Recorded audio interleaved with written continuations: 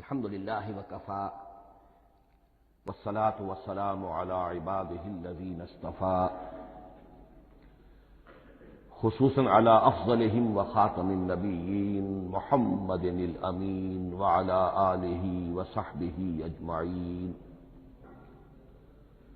اما بعد فقد قال الله تبارك وتعالى كما ورد في سورة الزخرف: اعوذ باللہ من الشیطان الرجیم بسم اللہ الرحمن الرحیم حامیم والکتاب المبین انا جعلناہ قرآنا عربیا لعلکم تعقلون وإنه في الكتاب لدينا لعلی حکیم. وقال تبارک وتعالى كما ورد في سورة الواقعة: فلا اقسم بمواقع النجوم وإنه لقسم لو تعلمون عظيم إنه لقرآن كريم في كتاب مكنون لا يمسه إلا المطهرون تنزيل من رب العالمين. وقال عز وجل كما ورد في آخر سورة الفجر: بل هو قرآن مجيد في لوح محفوظ. صدق الله العظيم. رب اشرح لي صدري ويسر لي أمري واحلل عقدة من لساني يفقهوا قولي. اللهم ربنا الہمنا رشدنا واعذنا من شرور انفسنا. اللهم ارنا الحق حقا وارزقنا اتباعه وارنا الباطل باطلا وارزقنا اجتنابه. اللهم ارحمنا بالقرآن العظيم واجعله لنا اماما ونورا وهدى ورحمة. اللهم ذكرنا منه ما نسينا وعلمنا منه ما جهلنا وارزقنا تلاوته آناء الليل وآناء النهار واجعله لنا حجة يا رب العالمين آمین. آج شعبان معظم کی 28ویں شب ہے اور ہم ماہ رمضان مبارک کے دوران نماز تراویح کے ساتھ دورہ ترجمہ قرآن کی تمہید کے طور پر آج اور کل تعارف قرآن کے ضمن میں بعض چیزوں پر غور کریں گے تاکہ اثناء دورہ ترجمہ قرآن یہ چیزیں آپ کے ذہن میں ایک پس منظر کے طور پر موجود رہیں. رمضان مبارک میں نماز تراویح کے ساتھ دورہ ترجمہ قرآن کا جو سلسلہ ہم نے شروع کیا اب اسے 15 برس سے زائد ہو چکے ہیں. الحمدللہ کہ اس کا چرچا اب وسیع و عریض پیمانے پر ہو چکا ہے، نہ صرف اندرون ملک بیرون ملک بھی. اس دوران میں خود میں نے جہاں تک مجھے یاد پڑتا ہے کم سے کم 6 مرتبہ دورہ ترجمہ قرآن کی تکمیل کی سعادت حاصل کی ہے. 2 مرتبہ اس سے قبل کراچی میں، 3 مرتبہ لاہور میں، 1 مرتبہ ملتان میں، 1 مرتبہ ابوظہبی میں. اور اس سال جو میں اپنی اب ضعیفی اور اپنے علالت کے باوجود یہ ہمت کر رہا ہوں اس کا ایک خاص سبب ہے، اور وہ یہ کہ اللہ کے فضل و کرم سے بعض صورتیں ایسی پیدا ہوئیں کہ کیبل ٹی وی پر میرے ان دروس قرآن یا دورہ ترجمہ قرآن کے کیسٹ دکھائے گئے بھارت میں، اور وہیں سے یہ درخواست بھی موصول ہوئی کہ ہم چاہتے ہیں کہ اسے سیٹلائٹ پر ٹیلی کاسٹ کرائیں، لیکن اس کے لیے اس کی جو ریکارڈنگ ہے اس کا معیار بہتر ہونا چاہیے.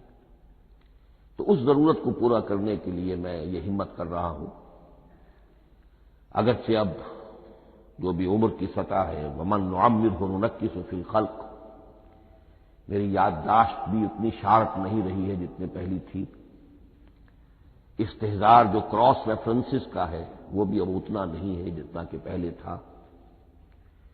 اور کبھی کبھی میری زبان لڑکھڑاتی بھی ہے۔ ان تمام معذوریوں کے باوجود اس ایک اہم ضرورت کے تحت میں نے یہ ارادہ کیا۔ میں خود بھی اللہ سے دعا کرتا ہوں، آپ بھی اللہ سے دعا فرمائیں کہ اس ارادے کی تکمیل ہو جائے اور اس سلسلے کو اللہ تعالیٰ اپنے کلام پاک کے پیغام اور علم اور حکمت کی ایک بڑے پیمانے پر پورے عالم انسانیت میں پھیلانے کا ذریعہ بنا دے۔ تعارف قرآن کے ضمن میں سب سے پہلی بات جو سمجھنے کی ہے وہ یہ کہ قرآن مجید کے بارے میں ہمارا اجمالی عقیدہ کیا ہے۔ یہ 3 جملوں پر مشتمل ہو سکتا ہے۔ ہمارے نزدیک قرآن اللہ کا کلام ہے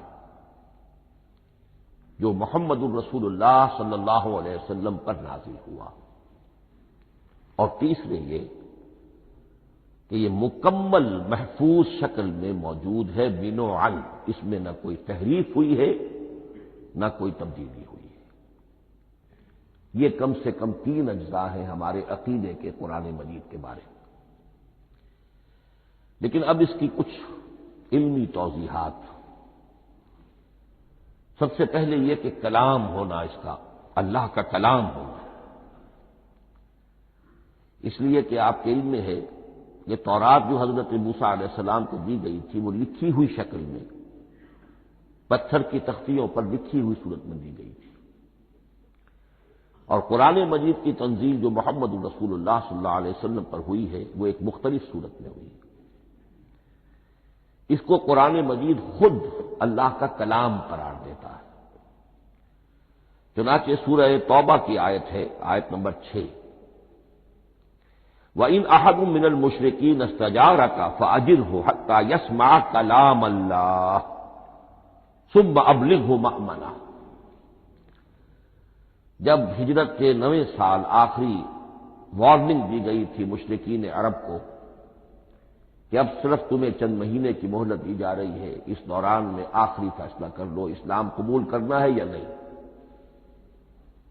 اس لیے کہ اس کے بعد مشرکین عرب کے لیے کوئی رعایت نہیں ہوگی، جو لوگ اسلام قبول نہیں کریں گے انہیں تہہ تیغ کر دیا جائے گا۔ فَإِذَا انْسَلَخَ الْأَشْهُرُ الْحُرُمُ فَاقْتُلُوا الْمُشْرِكِينَ حَيْثُ وَجَدتُّمُوهُمْ۔ جب یہ مہلت ختم ہو جائے تو ان مشرکین کا قتل عام کرو۔ اس کی وضاحت پھر جب سورہ توبہ ہم پڑھیں گے تو اس وقت ہوگی، اس وقت یقیناً ذہن میں کچھ اشکالات آئیں گے، لیکن اس وقت اس ضمن میں تفصیلی بحث کا موقع نہیں۔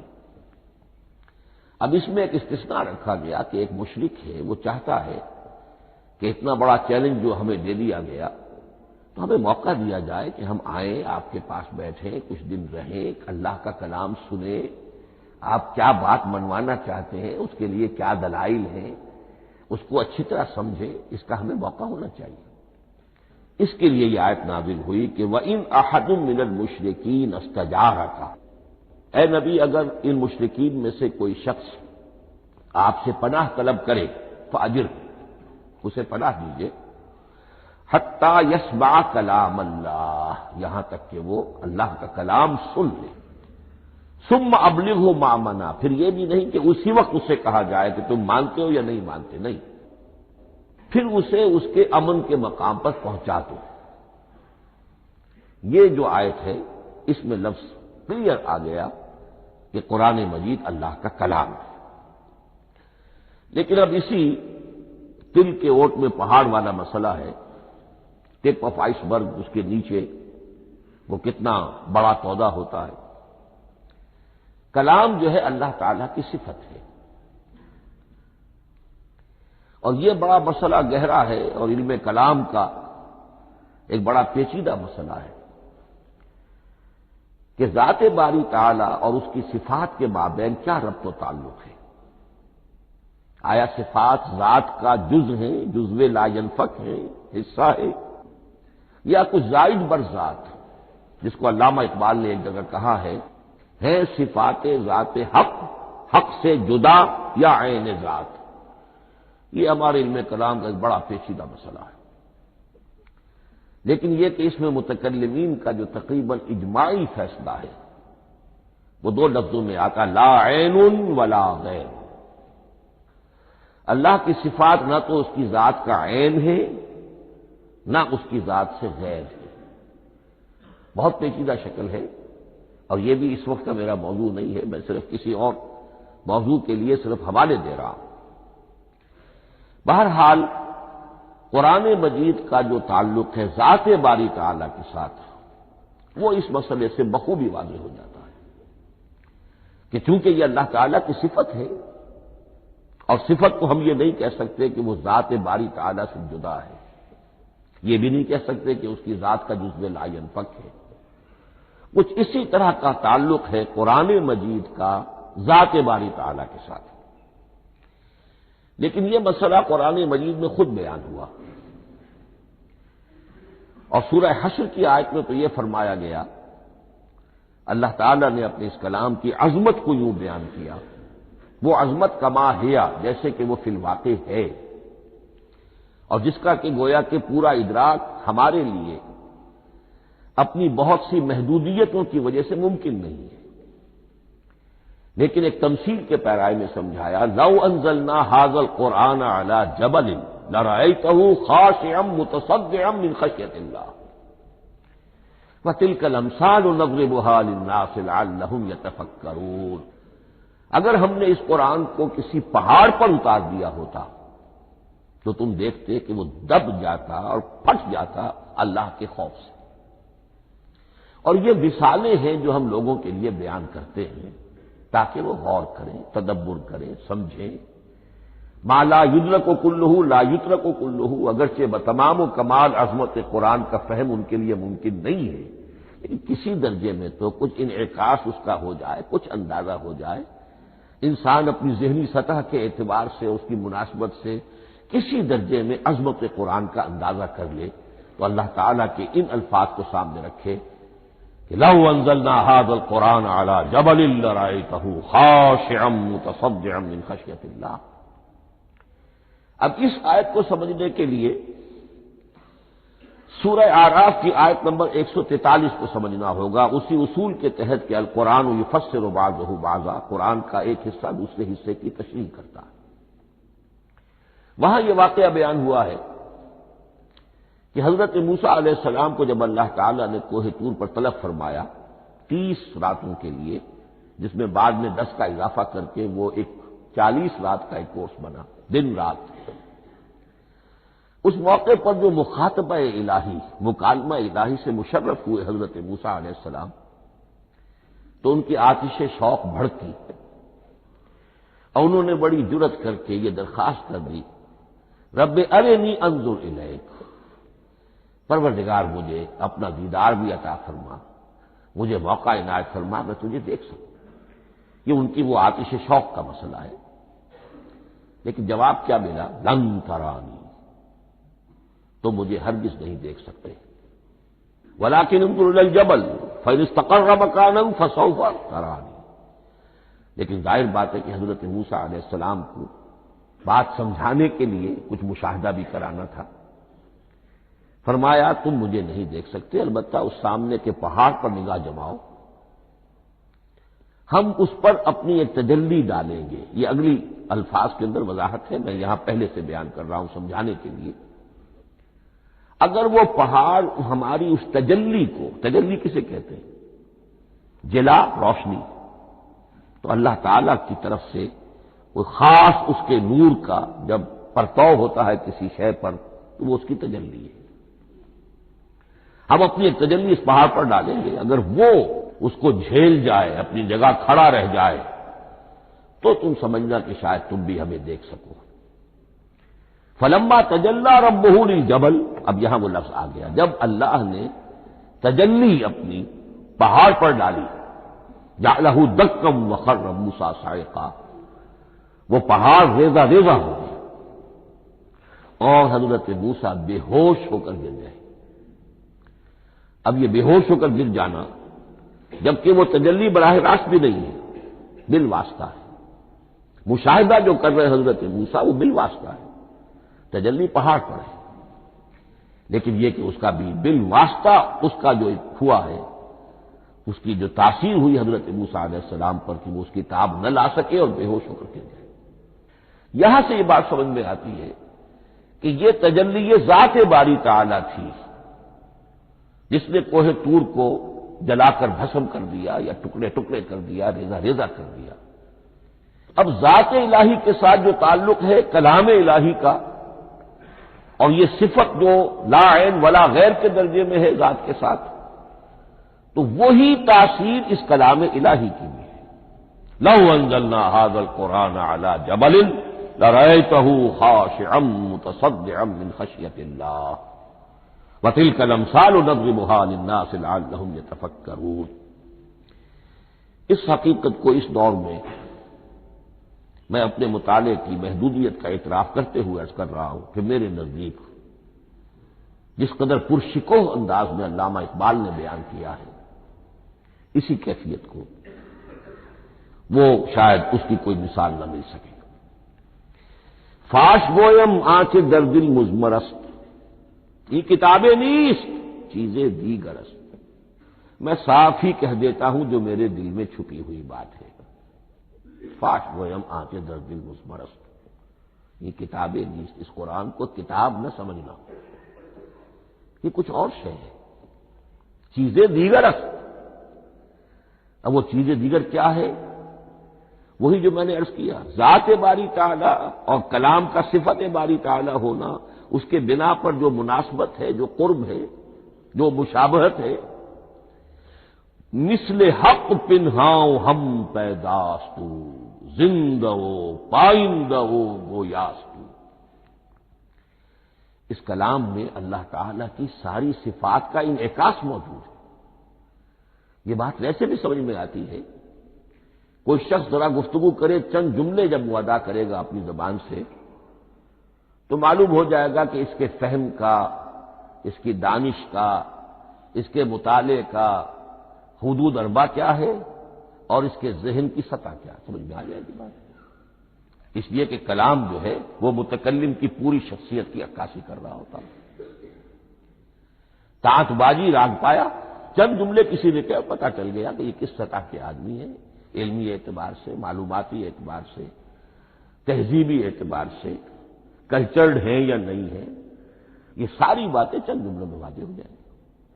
تو اللہ تعالیٰ کی بھی جملہ صفات کا عکس اس قرآن میں موجود ہے۔ ان میں سے جن چند چیزوں کا ذکر علامہ نے شعر میں کیا، وہ جو سورہ حدید کی آیت ہے، هو الاول والآخر والظاہر والباطن، اللہ الظاہر بھی ہے الباطن بھی ہے، اتنا ظاہر کہ اس سے زیادہ ظاہر کوئی شے نہیں، اور اتنا باطن کہ اس سے زیادہ چھپی ہوئی کوئی شے نہیں۔ اسی لیے حضور سے جو منقول ہیں الفاظ کہ پروردگار انت الظاہر فلیس فوقک شیء وانت الباطن فلیس دونک شیء، یہی کیفیت قرآن کی ہے۔ مثل حق پنہاں و ہم پیداستو، پنہاں بھی ہے ظاہر بھی ہے، جیسے ذات باری تعالی، اور جیسے اللہ تعالی کی شان ہے جو آیت الکرسی کے شروع میں آئی، الحی القیوم، مثل حق پنہاؤ ہم پیداستو، زندہ ہو پائندہ ہو گویاستو۔ یہ قرآن جو ہے اللہ تعالی کی صفات کا ایک عکس اپنے اندر رکھتا ہے۔ اس سے ذرا آگے چلیے،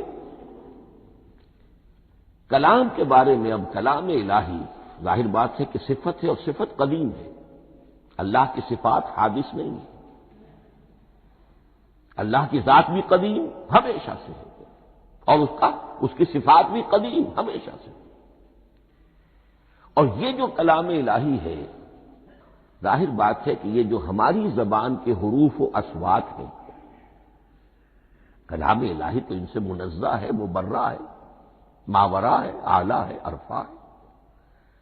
ہماری زبانوں کے حروف و اصوات، الفابیٹس جگہ جگہ تبدیل ہو جائیں گے، انگریزی کے کچھ اور ہیں، اردو کے کچھ اور ہیں، عربی کے کچھ اور ہیں۔ کلام الہی ان تمام سے آگاہ، عرفہ، منزہ اور مبرہ ہے۔ یہ کلام الہی جب بھی نازل ہوا ہے، ظاہر بات ہے حضرت موسیٰ پر اگر کتاب اتاری گئی وہ بھی علم الہی سے آئی، لیکن وہ عبرانی زبان میں آئی، حضرت عیسیٰ علیہ السلام پر انجیل اتاری گئی، ہم یقین سے نہیں کہہ سکتے، دو میں سے کسی ایک زبان میں اتاری گئی ہوگی، یا عبرانی ہوگی، اس لیے کہ شام کے جس علاقے میں، فلسطین کے جس علاقے میں ان کی پیدائش ہوئی اور جہاں وہ دعوت و تبلیغ کے لیے گھومتے رہے، اس کے عوام کی زبان تھی آرامی اور خواص کی زبان تھی عبرانی، ہیبریو۔ تو یا تو وہ بھی تورات کی طرح عبرانی ہی میں نازل ہوئی تھی یا آرامی میں ہوگی، لیکن اب کوئی نسخہ نہ ہیبریو کا، کوئی قدیم نسخہ دنیا میں موجود ہے، نہ آرامی کا۔ جو سب سے پرانا نسخہ ملتا ہے انجیل کا، وہ اس کا ترجمہ ہے، لیٹن زبان کا ترجمہ ہے یا گریک ترجمہ ہے، اصل کوئی نہیں۔ بہرحال جب وہ کلام الہی محمد الرسول اللہ پر نازل ہوا، اب اس نے حروف و اصوات کا وہ جامہ پہنا کہ جو عربی زبان کے ہیں۔ یہی وجہ دیکھیے، میں نے جو آیت سورہ حامیم، یہ جو سلسلہ سور ہے اس میں سے سورہ زخرف کی آیت جو میں نے آپ کو سنائی، حامیم والکتاب المبین انا جعلناہ قرآنا عربیا لعلکم تعقلون، ہم نے بنا دیا ہے اپنے اس کلام کو قرآن عربی، اس کو عربی حروف و اصوات کا جامہ ہم نے پہنا دیا ہے، انا جعلناہ قرآنا عربیا لعلکم تعقلون، کہ چونکہ مخاطب اول جو قوم تھی امیین، ان کی زبان عربی تھی، لعلکم تعقلون، تاکہ تم اس کو سمجھ سکو۔ اب اس سے آگے چلیے، اصل قرآن مجید کے 3 مقامات سے معلوم ہوتا ہے، اصل قرآن اللہ کے پاس ہے۔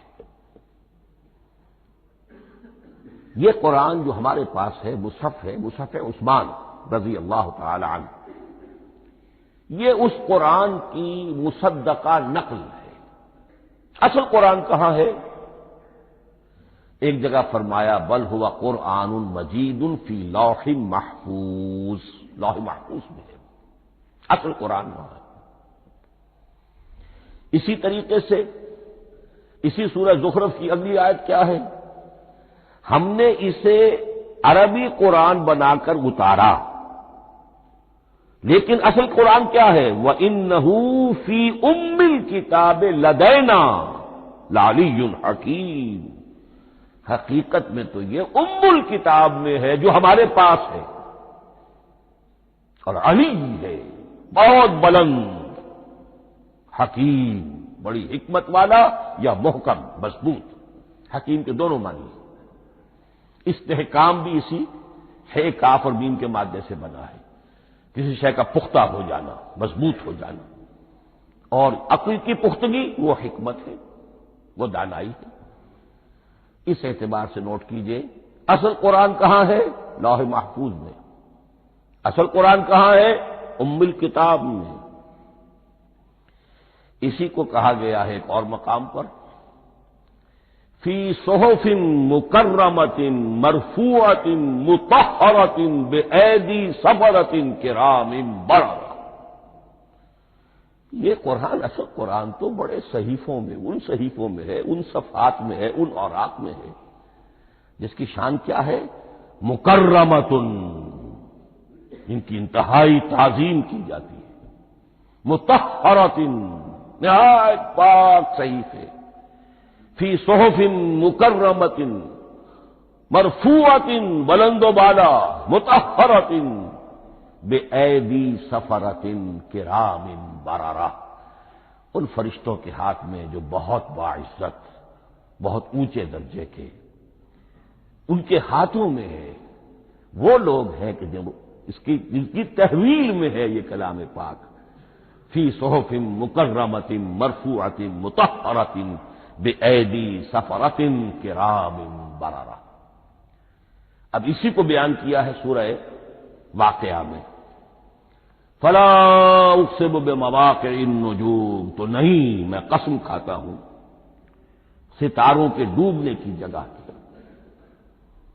وَإِنَّهُ لَوْ تَعْلَمُونَ لَقَسَمٌ عَظِيمٌ، وَإِنَّهُ لَقَسَمٌ لَوْ تَعْلَمُونَ عَظِيمٌ، اور اگر تم جان سکتے تو یہ بہت بڑی قسم ہے جو ہم نے کھائی ہے، بہت بڑی گواہی ہے جو ہم نے پیش کی ہے۔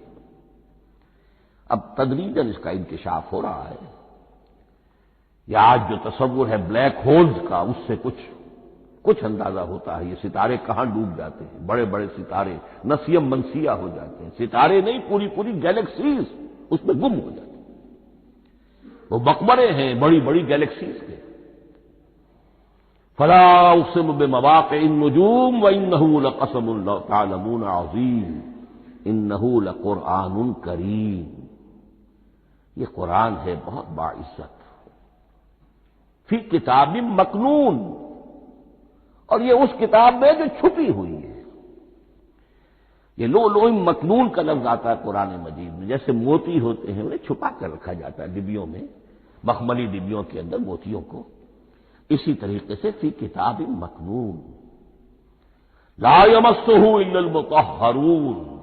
وہ صحیفے بھی بہت مطہرہ تھے اور ان کو چھو نہیں سکتے مگر وہی جو انتہائی پاک ہیں، ملائکہ مقربین، جن کے قریب سے بھی ہو کر معصیت یا گناہ کا کوئی تصور تک نہیں گزر سکتا، وہ ہے جو اس کو چھوتے ہیں، ان کے ہاتھوں میں ہے، ان کی تحویل میں ہے۔ یہ ہے وہ چیزیں کہ جس سے اندازہ ہوا کہ اصل قرآن کہاں ہے۔ یہ جو ہمارے پاس ہے در حقیقت یہ نقل مطابق اصل ہے، مصدقہ نقل ہے۔ اب اس میں آپ سے عرض کر دوں کہ ایک بہت خوبصورت بات ہمیں جو ملتی ہے، تورات میں جو استثناء، جو صفر استثناء ہے ڈیوٹرانومی، اس کے 18ویں باب میں 18ویں اور 19ویں آیات جو ہیں اس میں ذکر موجود ہے، میں ان کے لیے انہی کے بھائیوں میں سے تیری مانند ایک نبی برپا کروں گا۔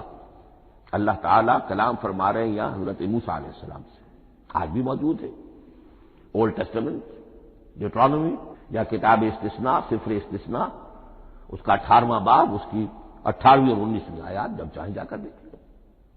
میں ان کے لیے ان کے بھائیوں ہی میں سے تیری مانند ایک رسول اٹھاؤں گا، میں ان کے لیے انہی کے بھائیوں میں سے تیری مانند ایک نبی برپا کروں گا اور اپنا کلام اس کے منہ میں ڈالوں گا، اور جو کچھ میں اس سے کہوں گا وہی وہ ان سے کہے گا۔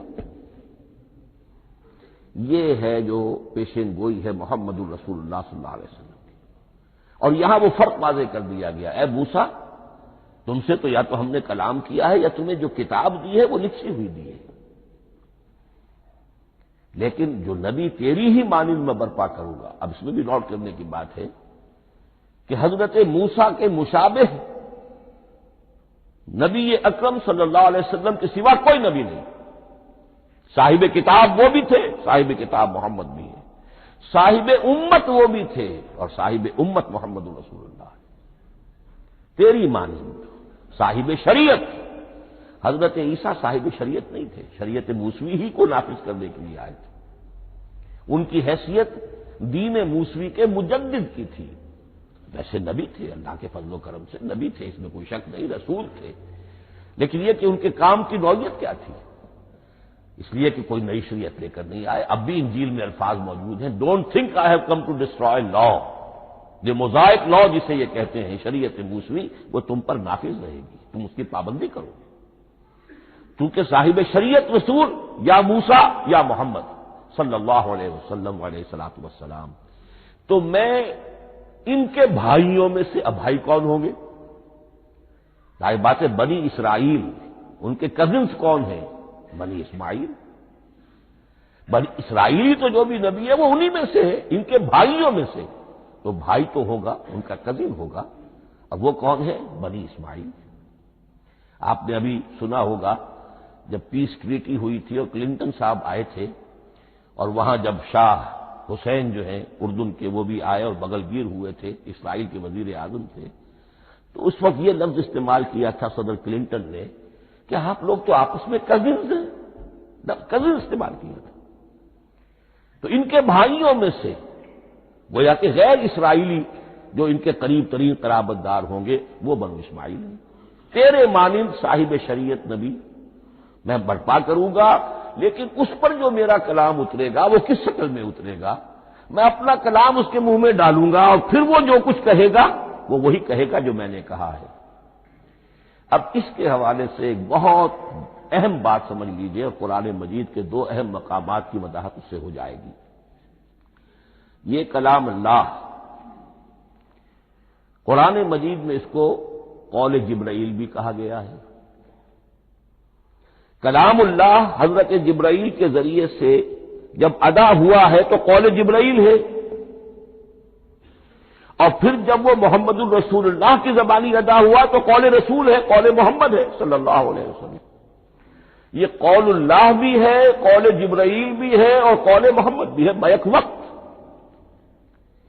یہ بات دیکھیے سورہ انفطار میں اذا السماء انفطرت، اس میں یہ جو الفاظ آئے ہیں انہ لقول رسول کریم، سورۃ تکویر اذا الشمس كورت، انہ لقول رسول کریم ذی قوت عند ذی العرش مکین مطاع ثم امین وما صاحبکم بمجنون۔ یہ یہاں پر حضرت جبرائیل کا ذکر ہو رہا ہے۔ وما ہوا بقول شیطان الرجیم، محمد تک اس قرآن کو لانے والا تو وہ بلند پائے کا فرشتہ ہے، یہ کوئی شیطان رجیم نہیں ہے۔ اس لیے کہ مکے والوں نے کہہ دیا تھا ہو سکتا ہے کوئی بدروح آئی ہو محمد پر، اور اس بدروح نے کوئی الٹی سیدھی بات سکھا دی ہو، نہیں۔ انہ لقول رسول کریم، یہاں رسول کریم کون ہے؟ حضرت جبرائیل۔ انہ لقول رسول کریم ذی قوت عند ذی العرش مکین، بڑی قوت والا اور جس کا بڑا اونچا مقام اور مرتبہ ہے عرش والے کے قریب۔ ذی قوت عند ذی العرش مکین مطاع ثم امین، وہ فرشتوں کے مطاع ہیں، فرشتے ان کی اطاعت کرتے ہیں، فرشتوں کے سردار ہیں، اور پھر ساتھ ہی پورے امین ہیں، جبرائیل امین، یہ ہم لفظ استعمال کرتے ہیں۔ اور اس کے بعد آگے جا کے فرمایا وما ہوا بقول شیطان الرجیم، یہ کسی شیطان رجیم کا قول نہیں ہے۔ اب یہاں اس سورہ تکویر میں قرآن کو قول جبرائیل قرار دیا گیا، لیکن سورۃ الحاقہ میں چلیے اس کے آخر میں آتا ہے انہ لقول رسول کریم وما ہوا بقول شاعر قلیلا ما تؤمنون ولا بقول کاہن قلیلا ما تذکرون تنزیل من رب العالمین۔ یہاں اب رسول کریم سے مراد محمد الرسول اللہ صلی اللہ علیہ وسلم، یہ کسی شاعر کا قول نہیں ہے، کسی کاہن کا قول نہیں ہے، یعنی جس کے زبانی یہ قرآن لوگوں کے سامنے آ رہا ہے۔ جبرائیل کا قول ہو کر تو محمد پر نازل ہوا صلی اللہ علیہ وسلم، لیکن اب لوگوں کے سامنے وہ قول محمد بن کر آ رہا ہے۔ انہ لقول رسول کریم وما ہوا بقول شاعر قلیلا ما تؤمنون ولا بقول کاہن قلیلا ما تذکرون تنزیل من رب العالمین۔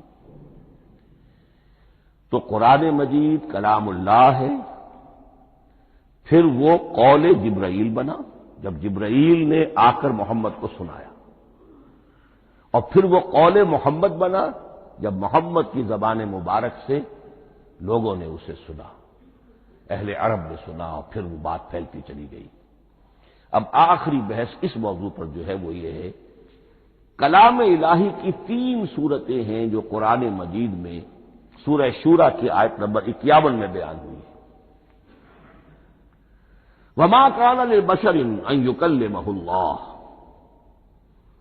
کسی بشر، کسی انسان کی یہ حیثیت نہیں ہے، مقام نہیں ہے کہ اللہ اس سے کلام کرے۔ یہ نہیں کہا کہ اللہ کے لیے ممکن نہیں ہے، نہیں، اللہ کے لیے تو ہر شے ممکن ہے، لیکن کسی بشر کا یہ مقام نہیں ہے کہ اللہ اس سے کلام کرے۔ مخلوق ہے، بشر ہے۔ ما كان لبشر ان يكلمه اللہ الا اب 3 شکلیں آئیں، الا وحیا او من وراء حجاب او يرسل رسولا فيوحي باذنه ما يشاء انه علی حکیم۔ 3 صورتیں ہیں کلام الہی کی، یا تو براہ راست اللہ وحی کرتا ہے بغیر کسی فرشتے کی درمیان میں ذریعہ بنائے ہوئے، اسی کا نام الہام ہے، اسی کا نام تحدیث ہے۔ یہ غیر نبی کے ساتھ بھی ہوتا ہے، حضور نے فرمایا ہر نبی کی امت میں محدث ہوتے تھے جن سے اللہ کلام کرتا تھا، اور میری امت کا محدث عمر ہے رضی اللہ تعالی عنہ۔ محدث، محدث نہیں، محدث کے معنی ہے علم حدیث کا ماہر۔ امام بخاری محدث ہے، امام مسلم محدث ہے۔ محدث تحدیث سے مفعول بنا، جس سے بات کی جاتی ہے، محدث۔ اللہ بات کرتا ہے، اللہ دل میں ڈال دیتا ہے، القاء ہو جاتا ہے، الہام ہو جاتا ہے، کوئی فرشتہ درمیان میں نہیں، براہ راست۔ دوسری شکل کلام کی کیا ہے؟ او من ورائے حجاب، یہ ہمارے علم کی حد تک صرف حضرت موسیٰ علیہ السلام کی شان ہے، استثنائی شان ہے۔ وَكَلَّمَ اللَّهُ مُوسَىٰ تَكْلِيمًا، اور موسیٰ کے ساتھ تو اللہ نے کلام فرمایا جیسے کہ کلام کیا جاتا ہے۔ فرق کیا تھا؟ من ورائے حجاب، پردہ تھا، دیکھ نہیں سکتے تھے، تبھی تو ان کی وہ آتشی شوق بھڑکی تھی۔ کیا قیامت ہے کہ چلمن سے لگے بیٹھے ہیں، ساتھ چھٹتے بھی نہیں، سامنے آتے بھی نہیں، کلام بھی فرما رہے ہیں، لیکن یہ کہ بات مجھے دیدار عطا کرنے کے لیے تیار نہیں، رب ارنی انظر الیک۔ لیکن یہ جو کلام ہے ہمارے علم کی حد تک براہ راست اس دنیا میں حضور سے ہوا ہے معراج کی شب، لیکن وہ 7ویں آسمان پر ہوا۔ اس دنیا میں ہمارے علم کی حد تک یہ کلام براہ راست من ورائے حجاب صرف حضرت موسیٰ علیہ السلام کی استثنائی شان ہے۔ اور تیسرا ہے او یرسل رسولا فیوحی باذنہ ما یشاء، یا تیسری صورت یہ کہ اللہ کسی پیغامبر کو بھیجتا ہے جو وحی کرتا ہے جو اللہ چاہتا ہے۔ یہ تیسری شکل ہے وحی کی۔ قرآن مجید اس تیسری شکل میں نازل ہوا ہے محمد الرسول اللہ صلی اللہ علیہ وسلم۔ حضور کو جو الہام ہو جاتے تھے، جو حضور کو القاء ہو جاتا تھا، جو آپ کے دل میں براہ راست اللہ کی طرف سے وحی آتی تھی، وہ قرآن میں شامل نہیں ہے۔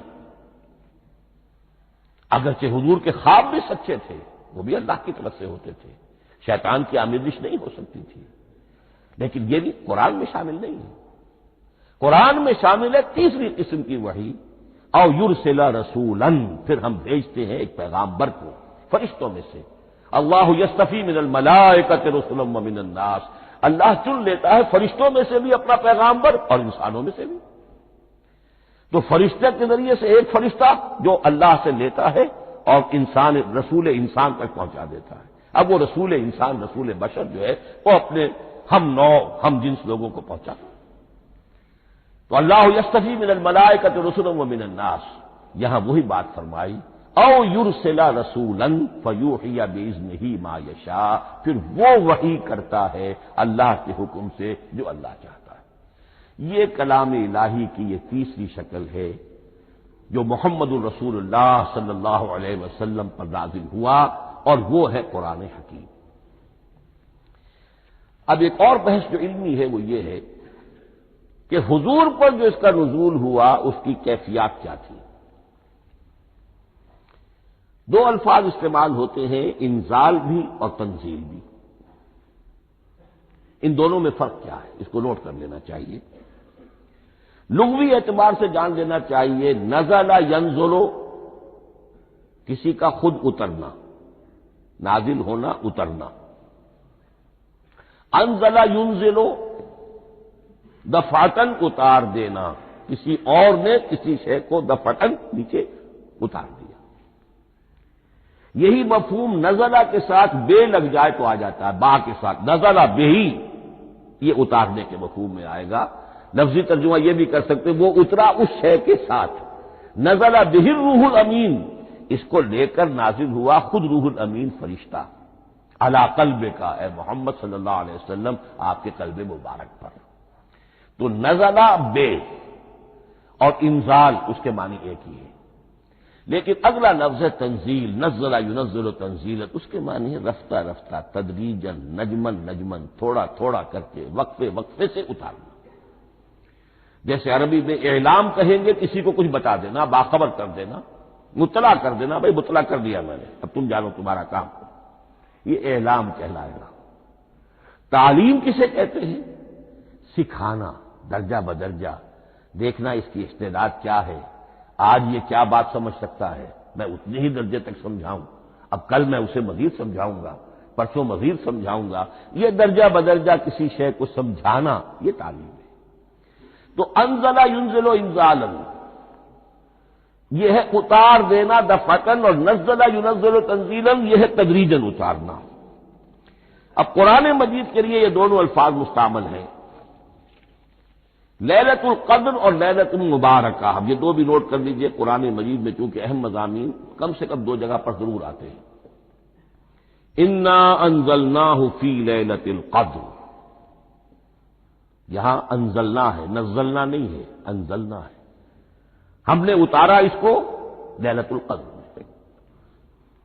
اور باقی صورت تو آپ کو یاد ہوگی، وما ادراک ما لیلۃ القدر، لیلۃ القدر خیر من الف شہر، تنزل الملائکۃ والروح فیہا باذن ربہم من کل امر، سلام ہی حتی مطلع الفجر۔ لیکن یہ اہم مضمون قرآن مجید میں دوسری جگہ بھی ہے، سورہ دخان کے شروع میں فرمایا حامیم والکتاب المبین انا انزلناہ فی لیلۃ مبارکۃ انا کنا منذرین فیہا یفرق کل امر حکیم امرا من عندنا انا کنا مرسلین رحمتا من ربک انہ هو السمیع العلیم۔ یہ لیلۃ المبارکہ ہے، ایک ہی ہے، لیلۃ القدر اور لیلۃ المبارکہ، ان دونوں کے لیے وہی انزلنا کا لفظ آیا۔ لیکن یہ کہ سابقہ کتابوں کے اعتبار سے قرآن مجید کا فرق واضح کیا گیا ہے، مثلا سورہ نساء کی آیت نمبر 136 بہت نمایاں ہے، بہت نمایاں ہے۔ وہاں فرمایا گیا یا ایھا الذین آمنوا آمنوا باللہ ورسولہ والکتاب الذی نزل علی رسولہ والکتاب الذی انزل من قبل۔ اے ایمان کے دعوے دارو، حقیقتاً ایمان لاؤ، ایسے ایمان لاؤ جیسے ایمان لانے کا حق ہے، اللہ پر بھی اور اس کے رسول پر بھی، اور اس کتاب پر بھی جو اللہ نے اپنے رسول پر نازل فرمائی، اور اس کتاب پر بھی جو اللہ نے پہلے نازل فرمائی۔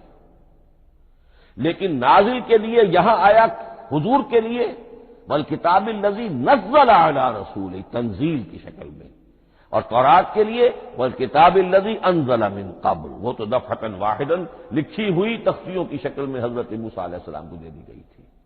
تو یا ایھا الذین آمنوا آمنوا باللہ ورسولہ والکتاب الذی نزل علی رسولہ والکتاب الذی انزل من قبل۔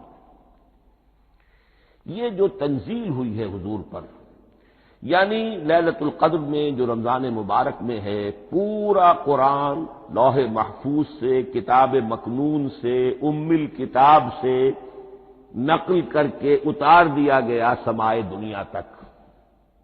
پہلا آسمان جسے ہم کہتے ہیں سمائے دنیا، وہ آسمان جو قریب ترین ہے دنیا کے، وہاں سے اب یہ درجہ بدرجہ تھوڑا تھوڑا، چند آیتیں، چند سورتیں، پھر آیتیں، پھر سورتیں، یہ نازل ہوا محمد الرسول اللہ صلی اللہ علیہ وسلم پر۔ گویا کہ پہلا مرحلہ انزال کا ہے، پورا قرآن لوح محفوظ یا کتاب مکنون یا ام الکتاب سے نقل کر کے اتار دیا گیا سمائے دنیا تک۔ یہ ہے انزل ینزل انزالا، انا انزلناہ فی لیلۃ القدر انا انزلناہ فی لیلۃ مبارکہ۔ لیکن محمد الرسول اللہ پر یہ نازل ہوا اب تھوڑا تھوڑا، نجمن نجمن، درجہ بدرجہ، تدریجاً، یہ ہے تنزیل۔ اس تنزیل کی حکمت قرآن مجید میں بیان ہوئی ہے، اور اس اعتبار سے کہ اہل عرب نے، اہل مکہ نے اعتراض کیا تھا کہ یہ پورا قرآن کیوں نہیں محمد ایک ہی مرتبہ پیش کر دیتے صلی اللہ علیہ وسلم۔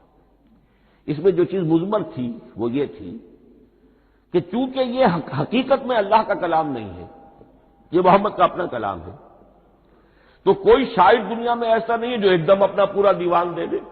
وہ تو ساری عمر میں تھوڑا تھوڑا، آج غزل کہی، کل قصیدہ کہا، پرسوں کچھ اور کہا، پھر وہ جمع ہوتا ہے تو وہ دیوان بنتا ہے۔ اسی طریقے سے تو یہ کر رہے ہیں۔ اگر یہ اللہ کا کلام ہوتا تو بیک وقت آ جاتا۔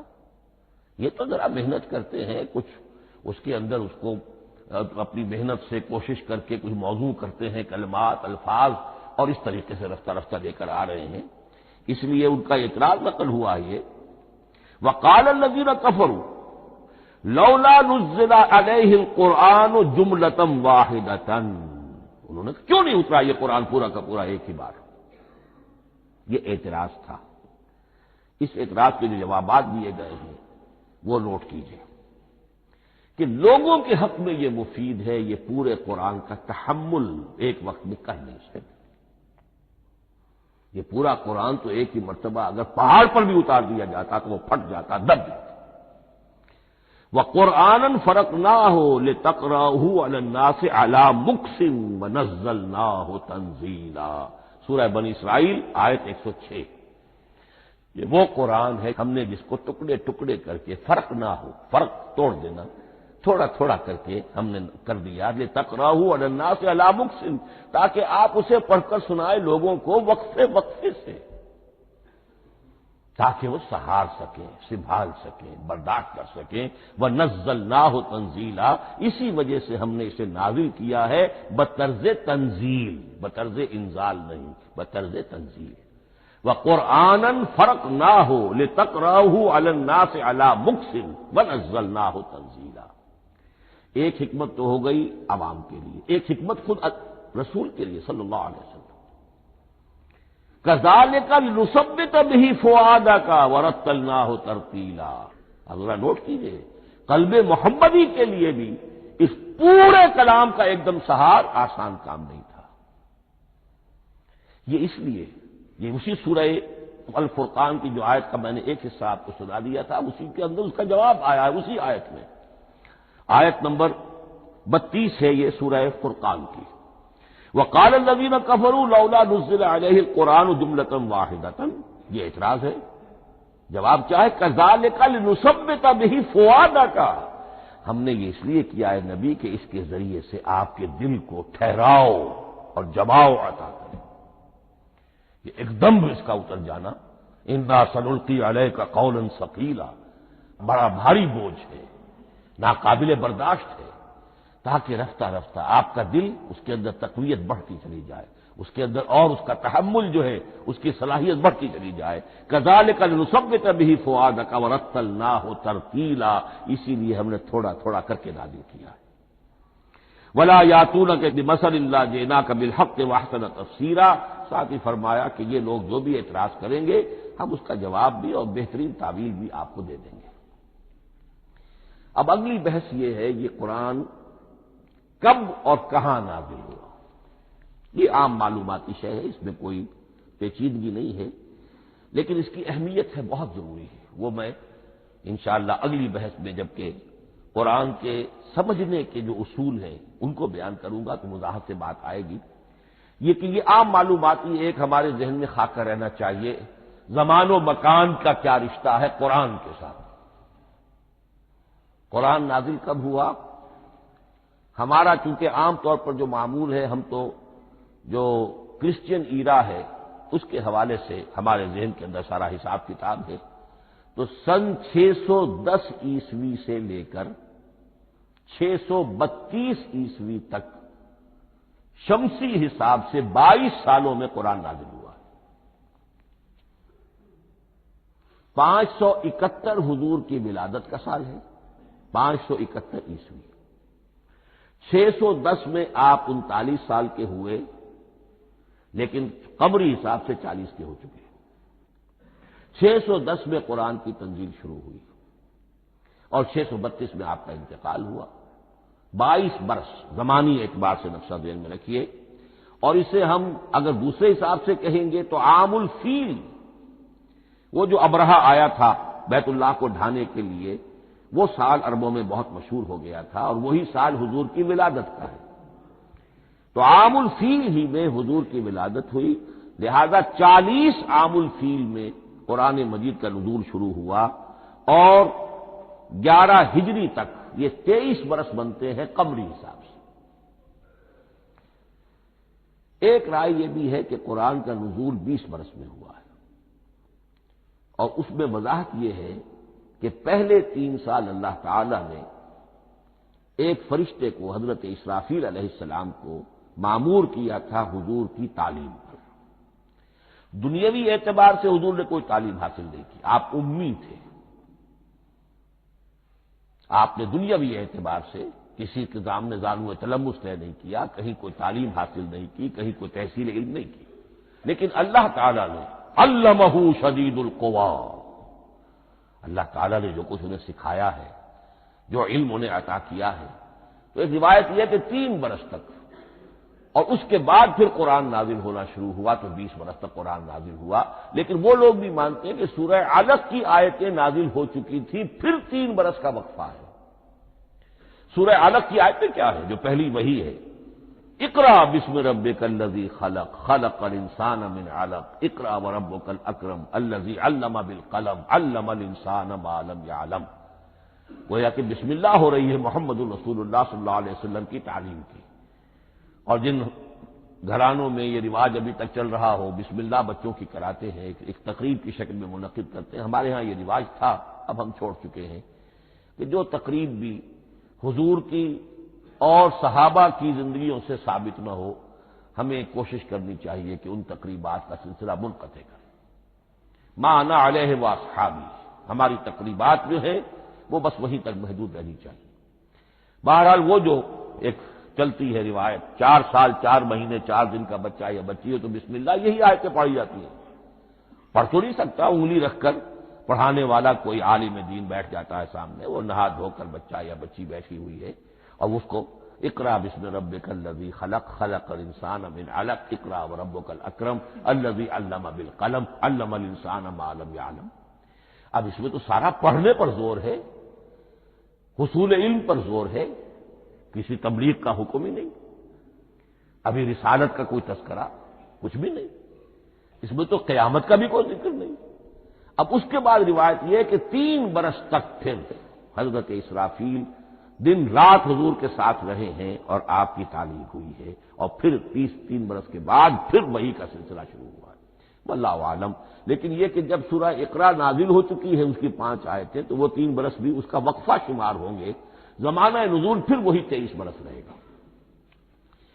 اسی کے ساتھ میں نے عرض کیا تھا کہ دوسری بات یہ کہاں نازل ہوا قرآن، ایک لفظ میں تو یہ سمجھ لیجئے یہ حجاز میں نازل ہوا۔ حجاز جزیرہ نمائے عرب کا ایک خاص حصہ ہے، پہاڑی سلسلہ، یوں سمجھ لیجئے، اس کو ذہن میں رکھیے، جزیرہ نمائے عرب جو ہے وہ شمال سے جنوب کی طرف چوڑا ہوتا جاتا ہے، شمال میں شام اور عراق کی طرف جاتا ہے تو وہ تنگ ہے، پھر نیچے چوڑا ہو رہا ہے۔ اس کا جو مغربی ساحل ہے، جس پر جدہ کی بندرگاہ بھی ہے، یمبو کی بھی ہے، اس کے کہیں وہ ایک میدان شروع ہوتا ہے ساحل سے، کہیں وہ بہت مختصر ہے، کہیں خاصا چوڑا ہے، اس کو کہتے ہیں تہامہ۔ پھر ایک پہاڑی سلسلہ ہے، اس کو کہتے ہیں حجاز۔ یہ پہاڑی سلسلہ جو ہے اس کے بعد جو ہے وہ نجد کہلاتا ہے، وہ سطح مرتفع ہے، پلیٹو۔ تو یہ 3 حصے ہیں جزیرہ نمائے عرب کے جغرافیائی اعتبار سے، اور حجاز کہتے بھی ہیں پردے کو، حاجزن، پردہ جو 2 چیزوں کے درمیان حائل ہو جائے، تو یوں سمجھیے کہ یہ فلیٹ ہے نجد کا، اور یہ فلیٹ ہے میدان، یہ ہے تہامہ کا، اور درمیان میں یہ پہاڑی سلسلہ کھڑا ہوا ہے، تو یہ گویا کہ ان دونوں کو جدا کر رہا ہے، یہ حجاز ہے۔ اس حجاز ہی کا شہر مکہ ہے، اس حجاز ہی کا شہر مدینہ ہے، اس حجاز ہی کا شہر طائف ہے، اس حجاز ہی کی آخری ٹپ سمجھ لیجئے تبوک ہے۔ تو حضور صلی اللہ علیہ وسلم کی پوری زندگی آغاز وحی کے بعد سے لے کر وہ اسی علاقے کے اندر، پہلے آپ مکے میں تھے، قرآن مجید کی جو صورتیں اس دور میں نازل ہوئیں یا آیتیں نازل ہوئی وہ مکیات کہلاتی ہیں۔ پھر آپ نے ہجرت کی، اور ہجرت کر کے جب آپ جا رہے تھے اس دوران میں بھی کچھ قرآن نازل ہوا اثناء ہجرت میں۔ پھر آپ مدینے تشریف فرما ہوئے، اب وہ ہم کہتے ہیں مدنی قرآن، لیکن مدنی قرآن سارا مدینے میں نازل نہیں ہوا۔ آپ کبھی جا رہے کسی مہم پر، کسی جنگ کے لیے، غزوہ بدر کے لیے آ گئے ہیں، تو وہاں جو آیات نازل ہو رہی ہیں وہ مدینے میں تو نہیں ہو رہی۔ براڈ تقسیم تو یہی ہے، مکی مدنی۔ ہجرت سے قبل جو کچھ نازل ہوا وہ مکی، ہجرت کے بعد جو کچھ نازل ہوا وہ مدنی۔ لیکن صرف مدنی کہنا صحیح نہیں ہے، اثناء سفر تبوک، اتنا طویل سفر ہے آپ کا، اس کے دوران آتے جاتے قرآن نازل ہوتا رہا۔ لیکن یہ بات نوٹ کر لیجئے کہ پورا قرآن حجاز ہی میں نازل ہوا ہے، یہ تمام شہر، یہ تمام علاقہ حجاز کہلاتا ہے۔ ایک اور بحث جو ہم اسی اپنی پہلی نشست میں مکمل انشاءاللہ کر لیں گے وہ ہے محفوظیت قرآن کی بحث۔ میں نے عرض کیا تھا کہ 3 چیزوں پر ہمارا عقیدہ مشتمل ہے۔ یہ اللہ کا کلام ہے، نمبر 1، نازل ہوا محمد الرسول اللہ پر صلی اللہ علیہ وسلم، اسی لیے ہم نے کلام سے متعلق کچھ مباحث علمی گہرائی میں اتر کر وہ سمجھے، حضور پر اس کے نزول، انزال اور تنزیل کے مختلف مراحل کو سمجھا۔ اب اس کی محفوظیت کے اعتبار سے واقعہ یہ ہے کہ واحد کتاب ہے پوری دنیا میں، واحد کتاب جس کے بارے میں دشمن بھی تسلیم کرتے ہیں، چاہے وہ اسے اللہ کا کلام نہ مانے، لیکن یہ مانتے ہیں کہ بعین ہی وہ شے جو محمد نے اپنی امت کو دی تھی آج بھی امت کے پاس صحیح موجود ہے۔ ظاہر بات ہے اگر تو اسے اللہ کا کلام مانے، وہی مانے، تب تو مسلمان ہی ہو گئے۔ وہ تو یہی کہتے ہیں کہ بہرحال محمد نے چاہے خود لکھا، تصنیف کیا، جو بھی کچھ کیا اس کو چھوڑ دیجئے، لیکن جو شے محمد نے اپنی امت کو دی تھی صلی اللہ علیہ وسلم بعین ہی وہ شے موجود ہے۔ تو یہ محفوظیت قرآن کی جو ہے، جبکہ کوئی اور دنیا کی کتاب اس کی مدعی ہی نہیں، تورات والوں کا سرے سے یہ دعویٰ ہی نہیں ہے۔ وہ تورات تو گم ہو گئی تھی نبوکدنضر کے حملے کے وقت، اس کے بعد سے دنیا میں تورات کا وجود نہیں ہے، اور پھر 100 برس کے بعد اپنی یادداشتوں سے مرتب کی ہے یہ تورات جو آج ہمارے سامنے ہے۔ انجیل کا جیسا کہ میں عرض کر چکا ہوں کوئی نسخہ جو ہے نہ عبرانی کا موجود ہے نہ آرامی زبان کا ہے، دنیا کی کوئی کتاب نہیں جو دعویٰ کر سکتی ہو۔ یہ قرآن جو شروع ہوتا ہے ذالک الکتاب لا ریب فیہ، یہ دعویٰ دنیا کی کسی اور کتاب نے خود کیا بھی نہیں۔ اس کی بھی جس قدر پرشکوہ الفاظ میں علامہ اقبال نے اس کی ترجمانی کی ہے انہی کا حصہ ہے۔ حرف اورا ریب نئے، تبدیل نئے، آیش شرمندہ تعویل نئے۔ اس قرآن کے کسی حرف میں کوئی تحریف ہو جانا نہیں، امکان ہی نہیں قطعی طور پر۔ کسی لفظ کا بدل دیا جانا نہیں، حرف اورا ریب نئے، تبدیل نئے، اس میں کسی کا شک پر مبنی ہونا نہیں، آیش شرمندہ تعبیر نئے۔ اس کی آیت کوئی بھی ایسی نہیں جسے تروڑا بروڑا جا سکے، یہ اپنی حفاظت خود کرتی ہے۔ لا یاتیہ الباطل من بین یدیہ ولا من خلفہ، حامیم السجدہ کی آیت نمبر 42، اس پر باطل حملہ آور ہو ہی نہیں سکتا۔ انا نحن نزلنا الذکر وانا لہ لحافظون، ہم ہی نے یہ الذکر نازل کیا ہے اور ہم ہی اس کی حفاظت کرنے والے ہیں۔ جہاں تک پہلے ٹکڑے کا تعلق ہے اس آیت مبارکہ کا، اس میں تو تورات بھی آئے گی۔ تورات کس نے نازل کی؟ اللہ نے نازل کی۔ انجیل کس نے نازل کی؟ اللہ نے نازل کی۔ انا انزلنا التوراۃ فیہا ھدی ونور، یہ سورہ مائدہ میں الفاظ ہیں۔ انجیل کے بارے میں بھی ہم نے انجیل عطا کی عیسیٰ کو، فیہ ھدی ونور، لیکن یہ کہ انا نحن نزلنا الذکر، اس کو اس قدر تاکید کے ساتھ کہہ کر وانا لہ لحافظون، اور ہم ہی اس کے محافظ ہیں۔ لیکن اس موضوع پر اہم ترین مقام جو ہے قرآن مجید کا وہ سورہ قیامہ کی یہ آیات ہے، لا تحرک بہ لسانک لتعجل بہ۔ جب قرآن نازل ہوتا تھا حضور جلدی جلدی زبان کو حرکت دیتے تھے، یاد کر لیں، مبادا کہیں بھول جاؤ، مبادا کوئی لفظ جو ہے تبدیل ہو جائے۔ یہ مشقت جو آپ جھیل رہے تھے اس سے اللہ نے روک دیا، از راہ شفقت اور محبت۔ لا تحرک بہ لسانک لتعجل بہ ان علینا جمعہ وقرآنہ، ہمارے ذمے ہے اس کو جمع کر دینا، آپ کے سینے میں جمع کر دیں گے اس کو۔ اور صرف جمع کرنا نہیں، قرآن ترتیب، قرآن ہوتا ہے پڑھا جاتا ترتیب سے، یعنی ترتیب نزولی، یہ بعد میں ہماری علیحدہ بحث بھی آئے گی کہ ترتیب نزولی اور ہے، ترتیب مصحف اور ہے، یہ ترتیب بھی ہم کروا دیں گے، یہ بھی ہمارے ذمے ہے۔ ان علینا جمعہ وقرآنہ فاذا قرأناہ فاتبع قرآنہ، پھر جب ہم جس ترتیب سے پھر آپ کو پڑھائیں اسی ترتیب کی پیروی کیجیے۔ یہ جو ہے کہ قرآن کا جمع اور تدوین، یہ بھی اللہ تعالیٰ نے اس کی ضمانت لی، اور اس کی ترتیب بھی اللہ تعالیٰ ہی کی ضمانت سے ہے۔ اس اعتبار سے محفوظیت قرآن کے یہ دونوں پہلو ہمارے سامنے رہنے چاہیے۔ بارک اللہ لی ولکم فی القرآن العظیم ونفعنی وإیاکم بالآیات والذکر الحکیم۔